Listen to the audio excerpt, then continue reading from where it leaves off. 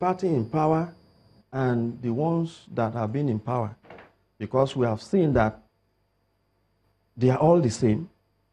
The fact that the broom and the umbrella and even the cup are the same item you find in the same section in a supermarket. So they are all the same. And we understand the template they are using. And that is going to change. Okay, let me go back again. Since you just reminded me now that you said I mentioned money, monetized polity. So I met a young man who's contesting for the legislature. And one of those he's contesting against just came out and distributed to the party leadership cars. He doesn't have that. But he has ideas.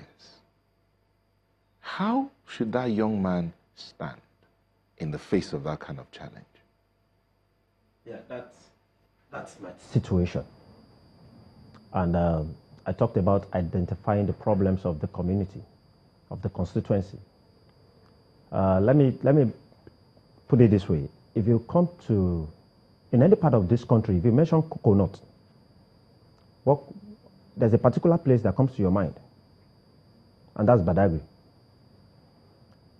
Our question has been, what has Badagry done with its coconut?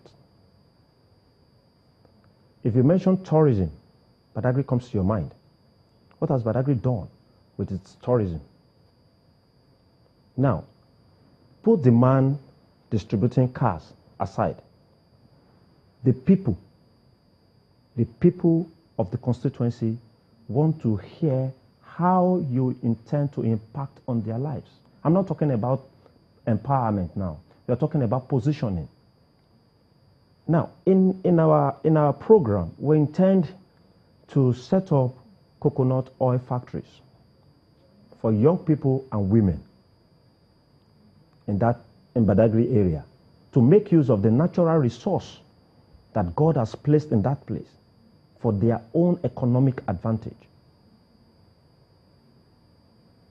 Until we begin to do our politics in such a way that I would position somebody and he doesn't have to come back to me for money when he has his own business that he can run.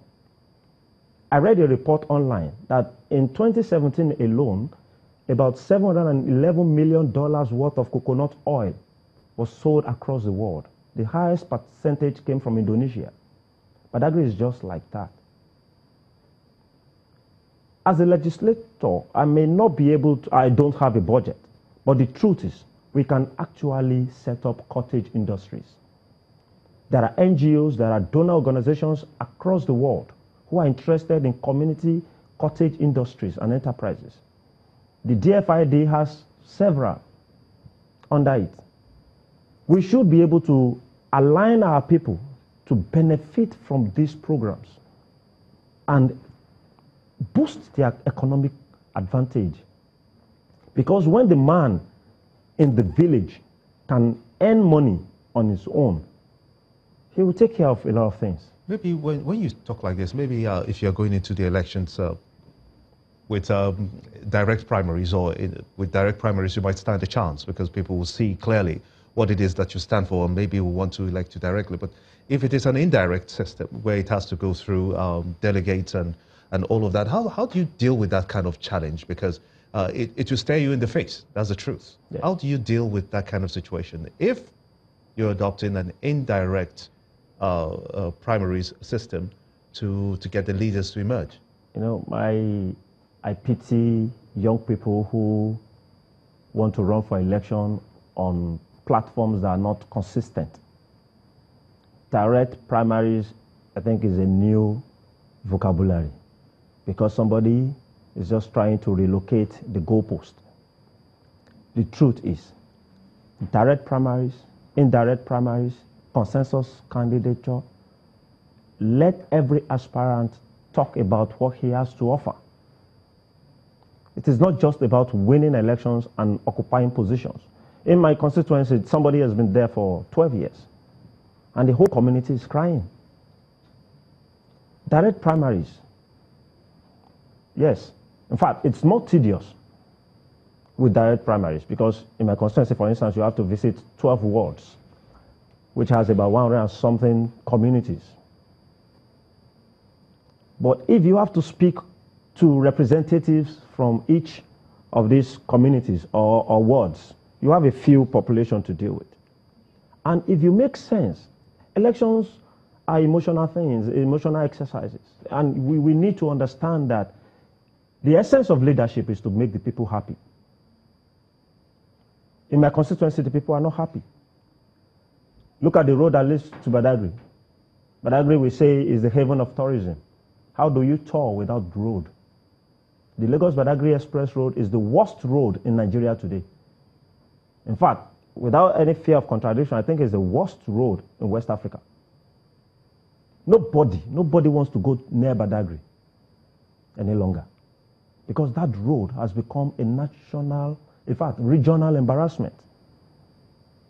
Day in, day out, young people are crying.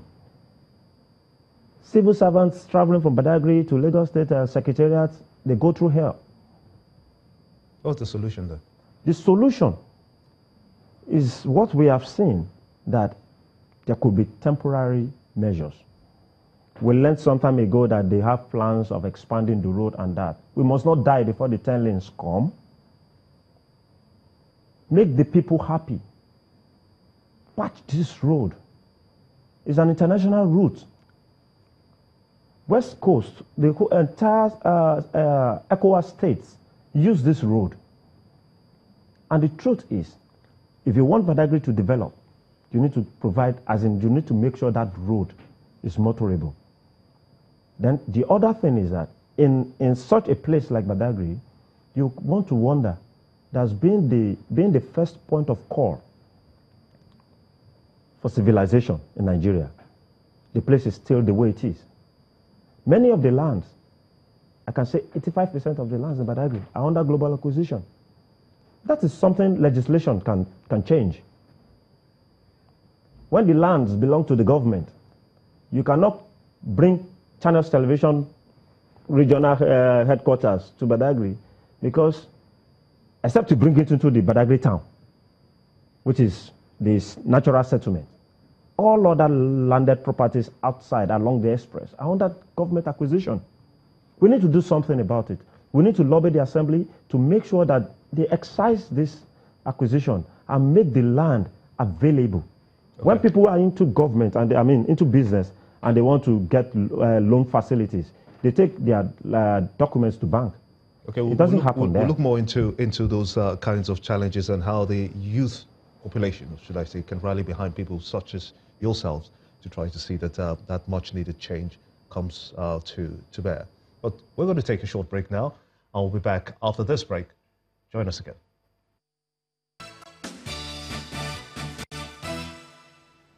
Welcome back to Sunrise Daily. Chris David, when you look at the involvement of the youth, I call them the youth because they're the ones who are saddled with this responsibility of change. But then I wonder, how much are they ready to sacrifice for the greater good to see that younger people become real part of this this democracy that we are doing and get elected into office? How much can they sacrifice to ensure that that happens? When you talk about sacrifice, what comes to mind is the values that we carry as people. Today in Nigeria, there is deficit of good values. And that's why you see even the electorate, most of the electorate, will rather collect the crumbs that the politicians will give them on election day. But do you blame them? Yes, I will blame them, because if you know the value of your vote, there is no amount that will be offered to you on election day and you will throw away your future. In fact, your vote is your life. So when you sell your vote, you sell your life. So as a political party, what we've been doing in the past 1 year is liberating Nigerians in two ways. The first one is ignorance. You need to let people know exactly what politics is all about and the right they have in choosing who represents them. So we've been spending time discipling Nigerians across the whole of the 36 states and FCT. This is not a town hall method or methodology that we've adopted, but a one-on-one approach. And we are talking to the consciences of these people. The country that we have promised Nigerians is a country where everybody have equal opportunity to prosper. A country where the right to life is guaranteed. A country where the right to liberty to pursue happiness is guaranteed. Mr. Kuponu, do you think that the young people are ready for this sacrifice? Because it seems to like a very tough one to accomplish, especially when you look at what has happened in Osun State, where you would have thought that the youths will, rally behind someone younger. Well, it's something achievable. I think what we need to do is, we are doing part of it now, to enlighten our people, to let them see that there's more beyond today, that the future is more important than now. And for us as politicians, as people who are seeking public office, we need to take up the responsibility of showing our people the direction. That's a good place to let it rest. I must thank you so much indeed. Emmanuel Kuponu is the ADP, Action Democratic Party, running for the State House of Assembly here in Lagos State. We wish you good luck as you aspire to get to that office. And also to Chris David, is the National Chairman of Liberation Movement. Thank you so much indeed for sharing your thoughts with us. Thank you. And that's how the program has been this morning. I want to thank you so much indeed for watching. I am Gimba Umar. And I'm Neota Igbe. A great day ahead. I am Ajuri Ingilale. The views and opinions expressed by guests on this program are those of the maker and do not necessarily reflect the views, opinions, and endorsement of Channels Television.